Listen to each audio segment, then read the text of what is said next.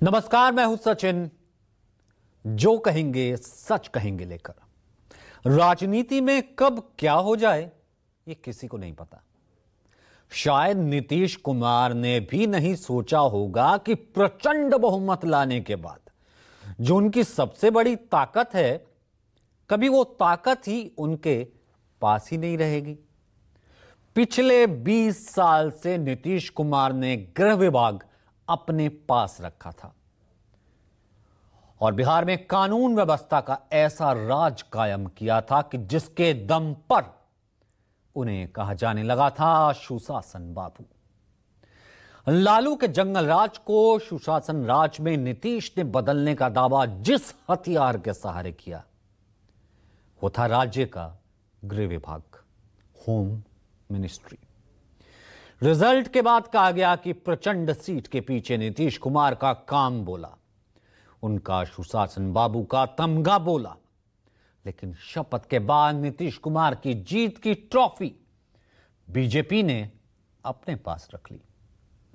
बिहार में मंत्रिमंडल का बंटवारा हो गया और सबसे इंपॉर्टेंट, सबसे महत्वपूर्ण गृह विभाग सम्राट चौधरी को दे दिया गया।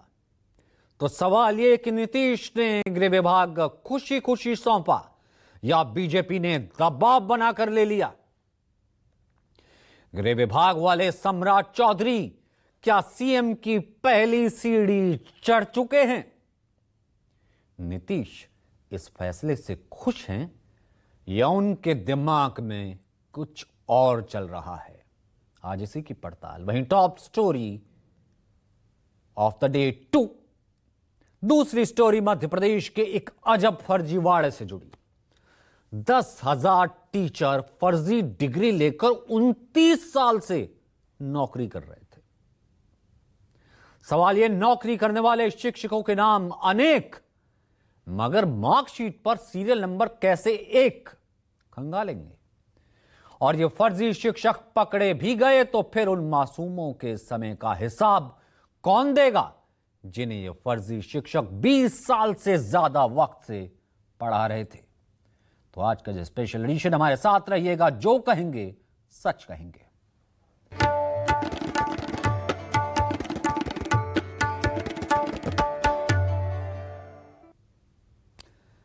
अब बिहार की गाथा से सबसे पहले शुरू करते हैं। नई सरकार में कई विभागों का बंटवारा हो गया। अब बंटवारे होते रहते हैं, नया सरकार है, नया मंत्रिमंडल है, बंटवारा होगा ही होगा। बिहार में एनडीए सरकार है, गठन के बाद विभागों का बंटवारा लाजमी सा था। लेकिन ऐसा बंटवारा हुआ कि हर कोई हैरान हो गया। सियासी पंडितों तक को भी ऐसा अनुमान नहीं था कि बिहार में अब इस तरह मंत्रालय बंटवारा होगा। शायद ही ये कोई जानता था कि नीतीश कुमार के हाथ से उनका सबसे अहम और पावरफुल मंत्रालय ही ले लिया जाएगा। दरअसल मुख्यमंत्री नीतीश कुमार से गृह विभाग, होम ले लिया गया। 20 साल के मुख्य मंत्रित्व काल में ऐसा पहली बार होने जा रहा है कि जब सीएम नीतीश कुमार बिना होम के रहेंगे, गृह विभाग के रहेंगे। उनके पास गृह विभाग नहीं होगा। मुख्यमंत्री नीतीश कुमार के पास इस बार सामान्य प्रशासन, मंत्रिमंडल सचिवालय, निगरानी और निर्वाचन विभाग है। इसके अलावा जिन विभागों का आवंटन किसी अन्य मंत्री को नहीं किया गया है वे उनके पास हैं। जबकि बीजेपी नेता और डिप्टी सीएम सम्राट चौधरी को सबसे अहम गृह विभाग की जिम्मेदारी दे दी गई है। ऐसे में सवाल खड़े हो रहे हैं कि क्या नीतीश कुमार सिर्फ रबर स्टैंप सीएम बनकर रह जाएंगे? क्योंकि जिस गृह विभाग के जिम्मे राज्य की शासन व्यवस्था होती है वो अब बीजेपी के पास होगा। इसके पहले जब नीतीश कुमार मुख्यमंत्री बने, गृह विभाग उनके पास ही था। 20 साल गृह विभाग उनके पास था। दरअसल बीजेपी की नजर बिहार की सीएम की कुर्सी और गृह विभाग पर लंबे समय से रही है। लेकिन नीतीश कुमार की सियासी जोड़तोड़ और मोल भाव में अपर हैंड रखने के कारण बीजेपी अब तक कामयाब नहीं हो सकी। इस बार भी यह माना जा रहा था कि बीजेपी नीतीश कुमार की जगह अपना सीएम बनाएगी, लेकिन नीतीश कुमार ने नो वैकेंसी का जैसे बोर्ड दिखा दिया, पर बदले में बीजेपी ने सबसे अहम गृह मंत्रालय अपने पाले में कर लिया। सब जीत कर आए हैं, उनको मंत्री बनाया है। बिहार में नीतीश कुमार के नेतृत्व में एनडीए की सरकार बन गई है। जबरदस्त उत्साह है। हम लोगों के ऊपर इस बात का जिम्मेदारी है कि हम लोग, बिहार की जनता ने जिन उम्मीदों से हमें 200 से ज्यादा सीटें दी हैं, उनकी उम्मीद पे खड़ा उतरना है। बहुत संतुलित मंत्रिमंडल बनाया गया है, जहां इसमें बहुत experience chief minister Nitish Kumar ji हैं। उनकी टीम में 20-20 साल का एक्सपीरियंस लिए मंत्री भी हैं और बहुत युवा भी हैं। अब सवाल ये उठ रहे हैं कि आखिर नीतीश कुमार ने गृह विभाग क्यों छोड़ दिया, जबकि 2005 में दूसरी बार बिहार के मुख्यमंत्री बनने के बाद से ही गृह विभाग नीतीश कुमार ने अपने पास रखा था। ऐसा इसलिए क्योंकि किसी भी सरकार में यह सबसे अहम मंत्रालय माना जाता है। इसका अंदाजा इस बात से लगा सकते हैं कि बतौर गृहमंत्री सम्राट चौधरी के पास कितनी ताकत होगी। जरा देखिए, सम्राट चौधरी के हाथ में अब बिहार की पूरी कानून व्यवस्था की कमान होगी। पूरा पुलिस विभाग सीधे गृह मंत्रालय को रिपोर्ट करेगा, सम्राट चौधरी को। हिंसा, दंगे, बड़े अपराध, भीड़ नियंत्रण, महत्वपूर्ण गिरफ्तारियों में अंतिम निर्णय उन्हीं का होगा। इसके साथ आईपीएस अधिकारियों की पोस्टिंग, ट्रांसफर और सस्पेंशन भी उन्हीं के पास होगा। एसपी, डीआईजी, आईजी, तमाम पदों पर किसको कहां रखना है, गृहमंत्री के तौर पर सम्राट चौधरी तय करेंगे। यह अधिकार राजनीतिक और प्रशासनिक प्रभाव के लिए सबसे ज्यादा महत्वपूर्ण माना जाता है। नक्सल, ऑर्गेनाइज क्राइम और गैंगस्टर पर कार्रवाई का संचालन भी गृहमंत्री के पास होगा। नक्सल प्रभावित जिलों की नीति, operation green Hunt, search operation जैसी गतिविधियां गृहमंत्री की मंजूरी से ही चलती हैं। बड़े गैंग्स पर सीआईडीडी, एसटीएफ या एसओजी लगाने का फैसला भी गृहमंत्री खुद करते हैं। जेल प्रशासन पूरे नियंत्रण में उन्हीं के पास होता है। जेलों की सुरक्षा, कैदियों की कैटेगरी गृहमंत्री तय करेंगे। वीआईपी सुरक्षा किसे देनी है, Z+, Z, Y+, तमाम मंजूरी सम्राट चौधरी देंगे। किस नेता, किस अधिकारी को कितने सुरक्षा मिलेगी, कितनी ली जाएगी, इस पर गृहमंत्री के तौर पर अंतिम आदेश सम्राट चौधरी का होगा। इंटेलिजेंस ब्यूरो का नियंत्रण उनके पास होगा। राज्य की तमाम खुफिया एजेंसीज गृह मंत्रालय के अधीन आएंगी।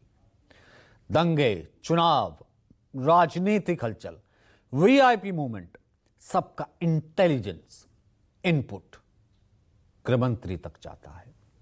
बड़े अपराध मामलों की मॉनिटरिंग खुद अब गृहमंत्री सम्राट चौधरी करेंगे। मॉब लिंचिंग, सामूहिक हत्याएं, चुनावी हिंसा, हाई प्रोफाइल मर्डर, गृहमंत्री खुद सीधे इन मामलों में डायरेक्टली मॉनिटरिंग करते हैं। धार्मिक और बड़े सामाजिक आयोजनों में सुरक्षा प्रबंधन उनके अधीन होगा। छठ, कावड़ यात्रा, बकरीद, पूजा आयोजन, क्राउड कंट्रोल की सुरक्षा, प्लानिंग, सब कुछ गृहमंत्री के अंडर। कानून बनाने और संशोधन प्रस्ताव को लेकर कोई भी काम होगा, गृहमंत्री देखेंगे। पुलिस एक्ट, जेल मैनुअल, दंगा नियंत्रण कानून, माफिया संपत्ति जब्ती, ये सब कानून, इन सभी पर गृहमंत्री के नेतृत्व में ही मसौदा तैयार होता है। अगुवाई करेंगे यानी कि लीड करेंगे गृहमंत्री सम्राट चौधरी। इससे पहले 2020 चुनाव जीतने के बाद जेडीयू की कम सीटें होने के बावजूद बीजेपी ने नीतीश कुमार को मुख्यमंत्री भी बनाया था और कड़े मोल भाव के बाद गृह मंत्रालय भी उनके पास ही रहने दिया था। लेकिन अब बीजेपी ने नीतीश कुमार की यह परंपरा तोड़कर बता दिया है कि उसकी ताकत बड़े भाई की अब हो गई है। 2022 में नीतीश ने आरजेडी के साथ मिलकर सरकार बनाई, लेकिन 2024 में भी जब आरजेडी को छोड़कर एनडीए में वापस आए तो शपथ ग्रहण के बाद 5 दिन तक मंत्रिमंडल नहीं बटा था। वजह साफ थी, बीजेपी चाह रही थी नीतीश गृह विभाग उसे देते, बदले में भले ही वे बीजेपी के पास स्वास्थ्य वित्त विभाग जो चाहे ले ले, लेकिन सुशासन बाबू नाम से मशहूर नीतीश कुमार ने समझौता नहीं किया गृह के साथ, होम के साथ। आखिरकार नीतीश की चली। इस बार के चुनाव नतीजों ने लगता है सब कुछ बदल दिया। मुख्यमंत्री पद के मामले में तो बिहार में महाराष्ट्र फॉर्मूला नहीं हो पाया, लेकिन गृहमंत्री के मामले में बीजेपी पीछे हटने को तैयार नहीं हुई। स्पीकर की पोस्ट पर भी मामला करीब करीब अब तय माना जा रहा है। तो यह तय है कि स्पीकर का आसन भी बीजेपी अपने पास रखेगी, जबकि डिप्टी स्पीकर का पद जेडीयू के खाते में जा सकता है। अब एक तथ्य यह भी है कि गृह मंत्रालय मुख्यमंत्री के पास होने का फायदा तो होता ही है, लेकिन नुकसान भी है। यह भी देखने में आता है कि जब भी कानून व्यवस्था पर सवाल उठते हैं तो सीधे निशाने पर नीतीश कुमार भी आ जाते, मुख्यमंत्री आ जाते थे, और ऐसा चुनावों से पहले भी हुआ था जब एनडीए के सहयोगी चिराग पासवान ने सवाल उठाए थे। बावजूद इसके वो मंत्रालय है जिसके कारण सरकार की हनक और धमक तय होती है। यानी सीएम भले ही नीतीश कुमार होंगे, लेकिन शासन और प्रशासन पर असर बीजेपी का होगा। मंत्रालयों के बंटवारे से पहले आज सुबह बीजेपी के मंत्रियों के विभागों की लिस्ट लेकर सबसे पहले सम्राट चौधरी पहुंचते हैं सीएम हाउस। ये देखिए, दोनों के बीच बातचीत होती है 50 मिनट। मीटिंग में सम्राट चौधरी ने बीजेपी के मंत्रियों के विभागों की जो सूची है वो नीतीश कुमार को वो सौंप देते हैं, निकल जाते हैं वहां से। इसके बाद जेडीयू की ओर से कौन कौन से मंत्री, कौन कौन से विभाग हैं, इस पर नीतीश कुमार अपने बड़े नेताओं के साथ अहम बैठक बुलाते हैं। सीएम नीतीश कुमार करीब 1.5 घंटा बैठक करते हैं और बीजेपी ने जो मांगे रखी हैं, जो विभाग रखे हैं, उस पर वो चर्चा करते हैं। बैठक में ललन सिंह, संजय झा, विजय कुमार चौधरी मौजूद रहते हैं। शाम के 5 बज जाते हैं। शाम करीब 5 बजे नीतीश कुमार और डिप्टी सीएम सम्राट चौधरी लिस्ट को लेकर के राजभवन पहुंच जाते हैं और विभागों की आधिकारिक सूची राज्यपाल आरिफ मोहम्मद खान को सौंप दी जाती है। इसके बाद करीब 5:15 बजे मंत्रियों की लिस्ट जारी कर दी गई। इस लिस्ट में बीजेपी ने कुछ बड़े मंत्रालय अपने पास रखे। अब second deputy CM Vijay Kumar Sinha, इनका जिक्र करते हैं। इनको भूमि और राजस्व विभाग के साथ साथ खान और भू तत्व विभाग दिया गया। मंगल पांडे है कद्दावर नेता, उन्हें स्वास्थ्य और विधि विभाग की जिम्मेदारी मिली। बीजेपी की ओर से दिलीप जायसवाल को उद्योग मिला, जॉब्स, तमाम प्रॉमिसेस उद्योग उनके पास। नितिन नवीन को पथ निर्माण, नगर विकास, आवास विभाग दिया गया है।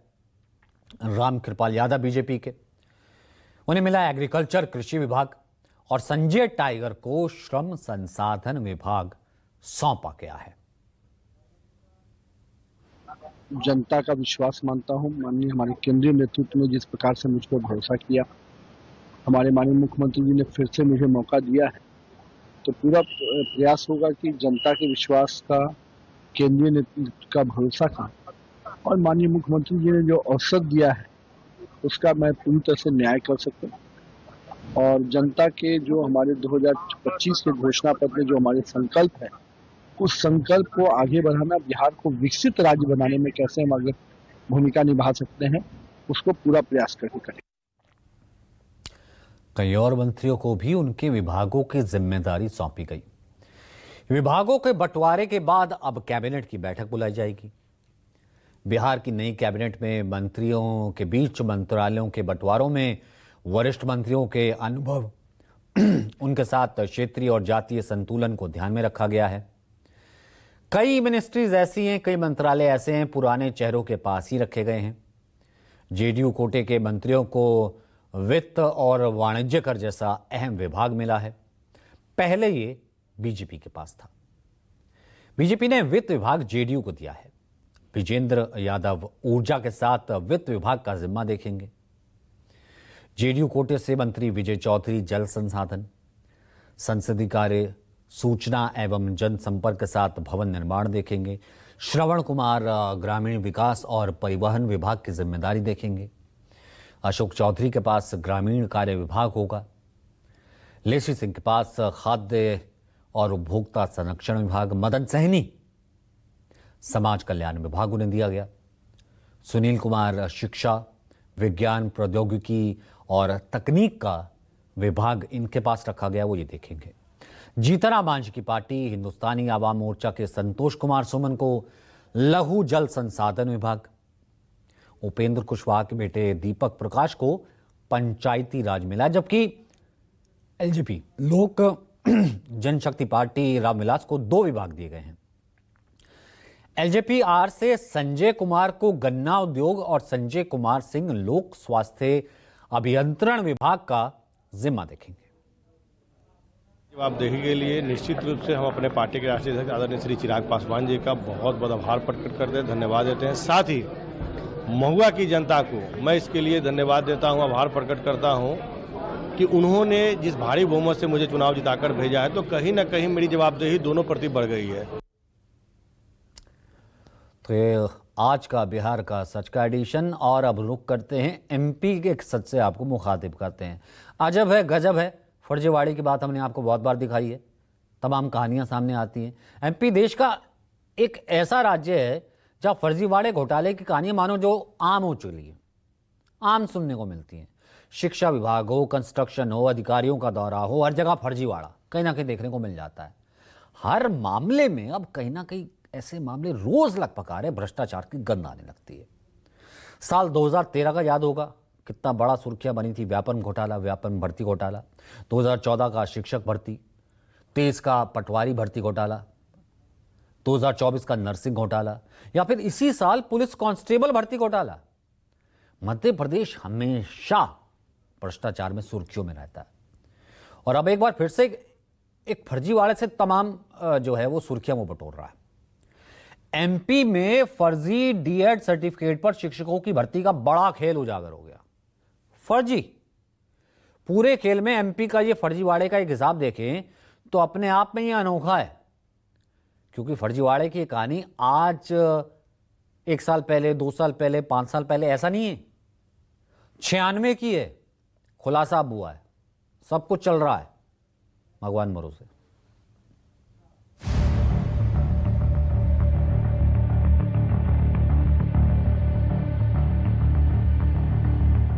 नाम गंधर्व सिंह रावत, पिता का नाम संतोष सिंह रावत, केंद्र का नाम district education and training institute Morena MP, क्रमांक 03016619। नाम साहब सिंह कुशवाहा, पिता का नाम खेमराज, केंद्र का नाम district institute of education and training Morena MP, क्रमांक 03016619। नाम ब्रजेश रोरिया, पिता का नाम भान सिंह रोरिया, केंद्र का नाम district institute of education and training Morena MP, क्रमांक 03016619।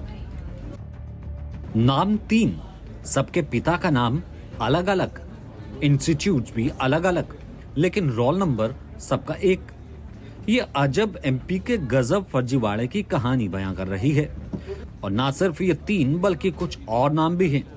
नाम लोकेंद्र सिंह, पिता का नाम जगन्नाथ सिंह, केंद्र का नाम district institute of education and training Morena MP, क्रमांक 50000199। नाम रूबी कुशवाहा, पिता का नाम शिव कुमार, केंद्र का नाम Rajiv Gandhi BTI training and institute, Ranipura Gwalior MP, क्रमांक 50000199। नाम रविंद्र सिंह राणा, पिता का नाम उदय भान सिंह, केंद्र का नाम district institute of education and training, Datia MP, क्रमांक 50000199। नाम अर्जुन सिंह चौहान, पिता का नाम बुलाकी सिंह चौहान, केंद्र का नाम district institute of education and training, Datia MP, क्रमांक 50000199। नाम 4, यहां भी सबके पिता का नाम अलग अलग, इंस्टीट्यूट भी लगभग सबका अलग अलग, लेकिन यहां भी एक कॉलम कॉमन है, वो है रोल नंबर, जो कि सबका एक है। एक और नाम है महेंद्र सिंह रावत, पिता का नाम लक्ष्मण सिंह रावत, केंद्र का नाम district education and training, Gwalior MP, क्रमांक 02007347। मध्य प्रदेश में इस तरह फिलहाल 8 ऐसे नाम सामने आए हैं जो पिछले 2 दशक यानी 20 साल से ज्यादा वक्त से राज्य के अलग अलग स्कूलों में शिक्षक की नौकरी कर रहे हैं, बच्चों को पढ़ा रहे हैं, उन्हें शिक्षा दे रहे हैं। लेकिन अब इन सभी को लेकर जो खुलासा हुआ है उससे हर कोई हैरान है। पूरे सिस्टम की कलई खुल गई है। न्यूज़ 24 के हाथ इन शिक्षकों के तो फर्जी मार्कशीट लगे हैं, जिससे इनकी पूरी पोल पट्टी खुल गई, जिसमें नौकरी पाए कई शिक्षकों की मार्कशीट में एक ही सीरियल नंबर है, और ये सभी प्रदेश में शिक्षक की नौकरी करते पाए गए हैं, वो भी 29 साल से ज्यादा वक्त से। है कि ऐसे शिक्षक जिन्होंने फर्जी डिग्री के जरिए नौकरी पाई, इस पर पूरी जांच STF द्वारा की जा रही है। STF के SP राजेश भदौरिया हमारे साथ हैं। सर, ये बताइए कि इस तरह की चीजें सामने कैसे आई, कितने ऐसे शिक्षक हैं जो कब से पढ़ा रहे हैं, उनकी जानकारी कैसे मिली आपको? STF को एक इन्फॉर्मेशन मिली थी जिसमें यह था कि एक बड़ी संख्या में जिलों में ऐसे शिक्षक जो फर्जी तरीके से D.Ed की अंकसूची लगा के भर्ती हुए हैं, ऐसे फर्जी शिक्षकों के विरुद्ध हमारे द्वारा वो डॉक्यूमेंट जो उन्होंने अपनी नियुक्ति के समय लगाए, शासकीय शिक्षक बनने के लिए जो परीक्षा हुई उनकी, या जो नियुक्ति की प्रक्रिया हुई, उस दौरान जो डॉक्यूमेंट लगाए, तो उसमें D.Ed की जब अंकसूचियाँ जिनके फर्जी होने की हमें सूचना थी, वेरीफाई करवाया गोपनीय रूप से जब हमने वेरीफाई कराया तो निकल के आएगा वाकई ये फर्जी हैं।